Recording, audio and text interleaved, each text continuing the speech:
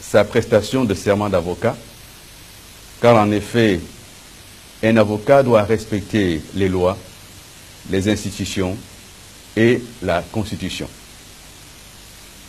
Cet avocat fait preuve de collusion, puisqu'il a pour client la sœur du président Ali Bongo Ondimba, mademoiselle Unaïda Maïcha Bongo Ondimba, et il a également pour client M. Jean Ping, qui, comme chacun a pu le constater, œuvrent tous deux au dépouillement du Gabon. Il y a ensuite une convergence. L'avocat de Maître Mouté n'est autre que Maître William Bourdon, avocat lui-même de l'association Survie, laquelle association Survie a porté son soutien à Jean Ping. Maître Bourdon est également membre du conseil d'administration de l'association Sherpa, qui œuvre dans le cadre du dossier relatif au bien dit mal acquis. Et ce même Maître Bourdon est, de notre point de vue, de cette France-Afrique, si chère à un autre avocat, Maître Bougie, et à un écrivain, Pierre Péan, membre de réseau, la France-Afrique, réseau de déstabilisation, et il se comporte en véritable papy racketteur de cette même France-Afrique dont plus personne ne veut. Maître Mouté, par ses comportements, s'immisce et tente de se rendre complice d'une volonté de déstabilisation de notre démocratie et bafoue ainsi notre souveraineté nationale. Le vote des Gabonais, le travail de la CENAP, en lisant en conférence de presse à Paris, avant les résultats rendus publics, qu'ils ne soient officiels et connus, des procès-verbaux soi-disant de la CENAP, mais qui relèvent de grossières manipulations. Cependant, il est inacceptable que depuis Paris, un avocat français vienne porter atteinte à la sécurité du pays. Ceci constitue une violation de notre code électoral. Seule la CENAP, encore une fois, est habilitée à collecter, consolider, vérifier, valider, puis publier les données électorales par le biais du ministre de l'Intérieur. La seconde ingérence. Je vous parlais d'ingérence multiple. Hier, le ministère de la Défense nationale dénonçait l'ingérence de hackers ivoiriens commettant des violations graves de notre souveraineté numérique au travers de l'application appelée REGAB. Aujourd'hui, nous avons une preuve tangible et irréfutable mettant en cause M. Jean Ping et M. Mamadi Diané. Ce dernier est conseiller du président de la République de Côte d'Ivoire, dans un complot visant à faire démissionner ce jour des membres de la CENAP par corruption. Cette tentative de déstabilisation d'un organe essentiel à l'État en provenance d'une puissance étrangère amie est inacceptable. Le gouvernement gabonais collabore avec les autorités ivoiriennes pour faire toute la lumière sur cette manipulation touchant le cœur de notre processus électoral. Nous sommes respectueux de notre code électoral, de nos institutions et de notre Constitution.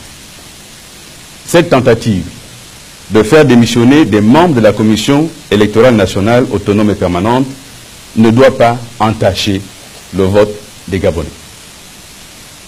Par la révélation de ces faits, le Gabon et son gouvernement font part de leur inquiétude quant à la sincérité du candidat Jean Ping qui apparaît ici comme l'objet et l'instigateur d'une déstabilisation menaçant le processus démocratique engagé, salué par les institutions internationales comme l'ONU, l'UE et l'OUA.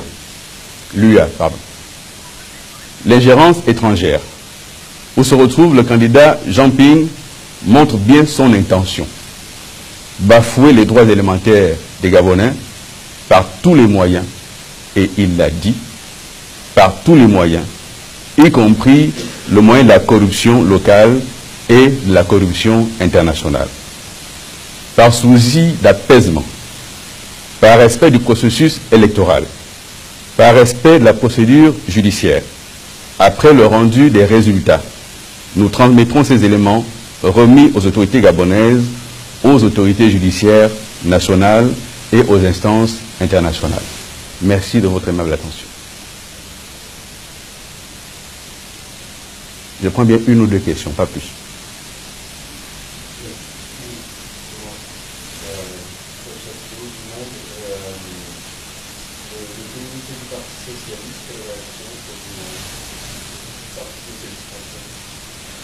Le Parti socialiste français, par cette ingérence, mais par les mêmes canaux, les mêmes avocats, membres de la France-Afrique, montre encore une fois son incapacité à comprendre le fonctionnement des démocraties africaines. Et ce communiqué semble en machine, puisque à chaque élection, c'est le même communiqué qui est émis et qui est toujours favorable aux candidats de l'opposition, comme par hasard. Et donc nous rappelons au Parti socialiste français que le Gabon est un pays souverain, qui a des relations avec d'autres États de par le monde, une relation privilégiée avec l'État français depuis des décennies, et que de ce point de vue, le Parti socialiste français serait bien avisé de respecter la souveraineté du Gabon. Oui.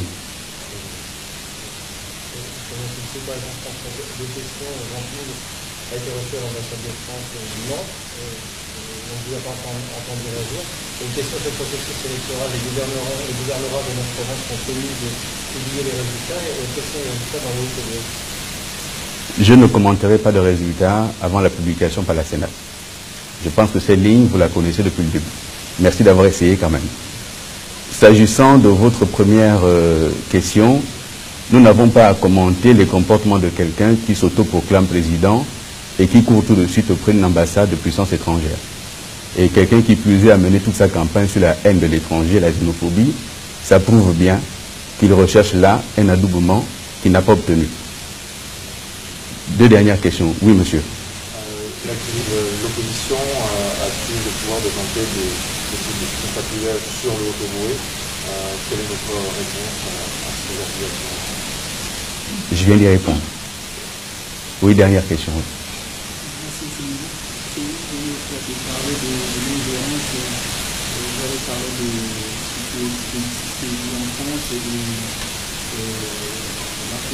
Est-ce que le gouvernement gabonais a contacté les autorités françaises et ivoiriennes pour les représenter cette situation? Je viens de parler de ce que les autorités gabonaises travaillent avec les autorités de Côte d'Ivoire pour en savoir plus et mettre un terme à cette ingérence inacceptable. Je rappelle quand même que la personne concernée ici est conseiller du président de Côte d'Ivoire. Et donc c'est suffisamment élevé et grave pour que cela ne reste pas sans réaction de la part du gouvernement gabonais. Le ministère de la Défense a déjà rappelé l'autre jour qu'il existe sur notre territoire des hackers dont les noms ont été déterminés et dont l'activité aujourd'hui consiste à manipuler les résultats électoraux, à investir les réseaux sociaux, à publier les résultats grotesques qui sont manipulés et donc à parasiter le système électoral gabonais. Ceci ne restera pas sans conséquence. Merci, mesdames et messieurs.